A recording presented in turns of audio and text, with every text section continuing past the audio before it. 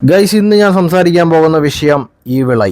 ഈ കാണുന്ന സിമ്പൽ നിങ്ങൾ പല സ്ഥലങ്ങളിലും കണ്ടിട്ടുണ്ടാവും.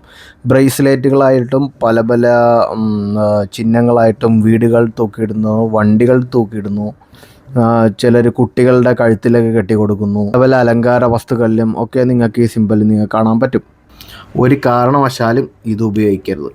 കാരണം ഇത് വൺ ഐഡ് ഗോഡിൻ്റെ സിമ്പലാണ്, അതായത് ഈവിളിൻ്റെ സിമ്പലാണ്, അതായത് പിശാചിൻ്റെ സിമ്പലാണ്.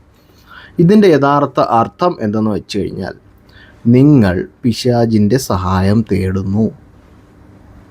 അതായത് മറ്റുള്ളവരുടെ കണ്ണേറുകൾ ഏൽക്കാതിരിക്കാൻ വേണ്ടി നിങ്ങൾ പിശാചിൻ്റെ സഹായം തേടുന്നു. അതായത് നിങ്ങൾ ദൈവത്തിന് എതിരായ ഒരു പിശാചിൻ്റെ ശക്തിയെ കൂടെ കൊണ്ട് നടക്കുന്നു.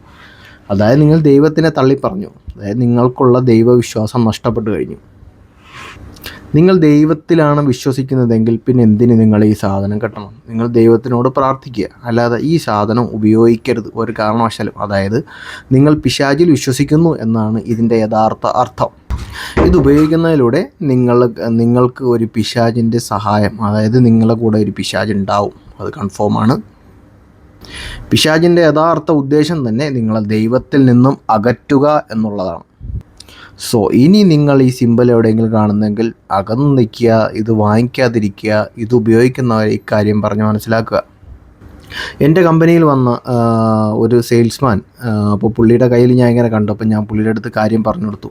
പുള്ളിയുടെ സിസ്റ്റർ മറ്റുള്ളവരുടെ കണ്ണേറ് ഏൽക്കാതിരിക്കാൻ വേണ്ടി പുള്ളിക്ക് കെട്ടിക്കൊടുത്തതാണ് ആ സിമ്പൽ. ഞാൻ ഈ കാര്യം പറഞ്ഞു കൊടുത്തതും പുള്ളി അത് മനസ്സിലാക്കുകയും അത് കയ്യിൽ നിന്ന് റിമൂവ് ചെയ്യുകയും ചെയ്തു. ഒരു ദൈവവിശ്വാസി ഒരിക്കലും ഒരു പിശാചിൻ്റെ സഹായം തേടേണ്ട ആവശ്യമില്ല.